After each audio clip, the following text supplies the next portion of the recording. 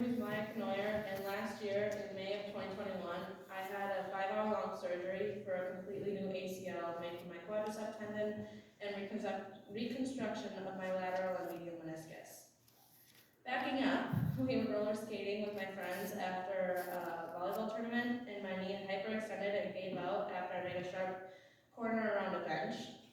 That was the day before my family left and went on vacation to Chicago and St. Louis. The next morning, I was especially sore, and I had a pretty bad limp, so I kind of just had to tough it out in the car when we drove down to Chicago. So when we arrived, my mom bought me a cheap knee brace from Walgreens, and I wore that walking around the city. A few days later, my knee felt a lot better, and I no longer had a limp or needed the knee brace. So flash forward a few weeks, we were back home, and I was at a volleyball practice, and we were taking turns spiking the ball over the net for a drill. I went up to hit the ball, and I felt my knee give out, and I collapsed to the ground. It was a similar sensation to when I hurt my knee originally, when I was roller skating, but luckily my coach is also a physical therapist, so she tested my ligaments, and I was fine, so they all felt fine, so I just sat out the rest of practice. So I walked it off, another week went by, and we were at another volleyball tournament, and I was wearing my knee brace when I was participating in any sport-like activity, so it was the last game we had to play in the tournament. I went up for a kill, my knee gave out, I collapsed, and the ref didn't see anything until all of my teammates, my coaches, and the audience was pointing in my direction. I sat out the rest of the game, and my coach tested my ligaments again. Everything checked out, and I went home and walked it off like I had the past few times. And then another few weeks go by, and I was still a little sore from the last time I had injured my knee. We decided to go to the hospital to see if x-rays would tell us anything. Long story short, they did not. So another week went past, and I had finished my first soccer practice of the day because I did some soccer for my school and club. So I was going to my second practice, and everything was going good, and we did a defense versus offense drill. I was playing offense against another girl. I cut and changed directions quickly, and I heard my knee crunch. It buckled, and I fell to the ground. This was different than the last times I had hurt myself. It was throbbing, and I couldn't walk even if I tried. When I was playing soccer, I wouldn't wear my knee brace because I figured I'd only get hurt if I was jumping. I was wrong. My mom was mad because I wasn't wearing my knee brace, so I got a nice long lecture on the way home. And then the next morning, I couldn't walk, so I did not go to school. I was hopping around on one leg, getting around the house, and to make the situation worse, my room is on the second floor of the house. So whenever I needed to get something from my room, I would have to seriously contemplate whether or not it was worth dragging myself up the stairs when I couldn't even move without being in serious pain. My dad came home in the middle of the day to take me to orthopedics again. They felt around my knee, and because I was feeling pain by my meniscus and my ACL, they were very confused as to what was wrong with me. They put me in a knee immobilizer until I could get an MRI. The MRI took a good 2 weeks to get an appointment. Meanwhile, I found comfort in talking to my friend who had also torn her ACL. She had torn hers a couple of months before I got hurt, so she knew what it was like. I got my MRI results back at one of my soccer practices because I still had to go to them. And my dad texted me, he told me that I had torn my ACL and my lateral and medial meniscus. His text was very confusing, so I thought my lateral and medial meniscus was one thing. So when I found out that I had torn 3 of my ligaments, I was a little in shock.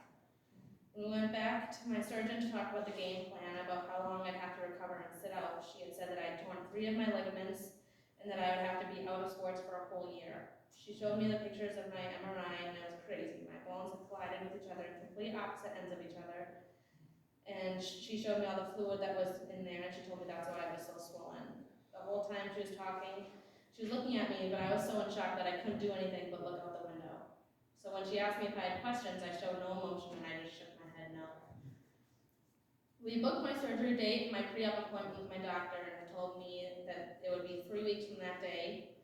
When I was waiting for my 3 weeks to come up, my volleyball season ended, but I had faced a lot of difficulties when it came to attending practices. I tried going to one of the practices and I couldn't stand it. I was really sad because volleyball is my favorite sport, and watching my friends all have fun and playing was just really tough. There were some people that were kind of rude about the whole situation. They told me I was being too sensitive and that I should just suck it up. But no one really understands it until you're in the situation. It was really hard for me to be sitting at home on the couch when all my friends were out having fun. I could not do anything, at least not the stuff they were doing. My surgery ended up being 5.5 hours long, but it went well. I just remember going to the OR and them saying to count backwards from 10 and I was out at 8.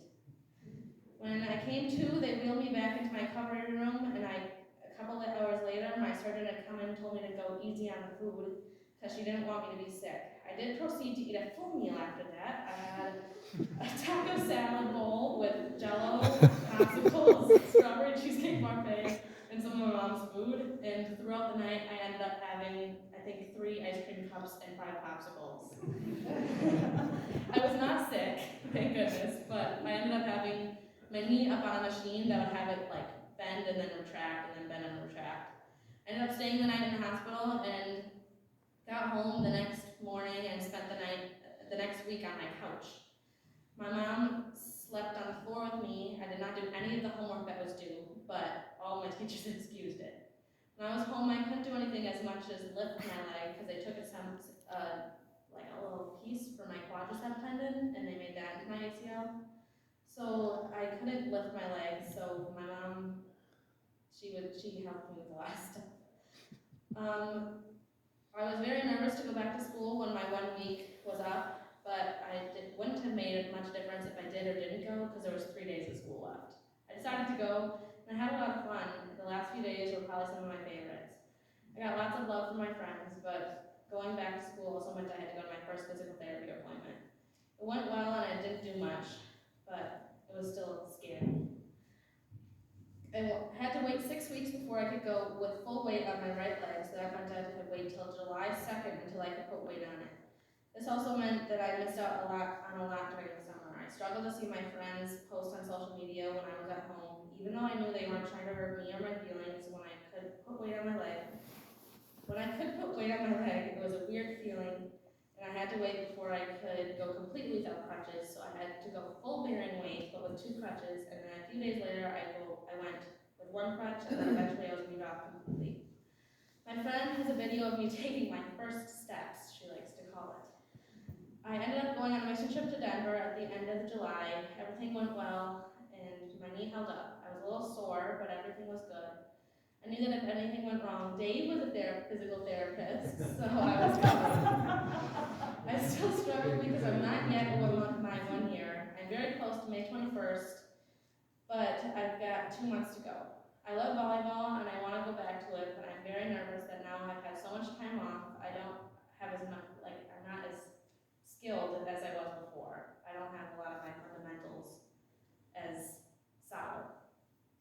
I'm not as good as I used to be. I was manager for my volleyball team for this past fall, and it was really fun. So I know even if I don't make the team, I can do that because I really enjoyed it. But it's still nerve-wracking. I know that I love volleyball too much to not do anything about it.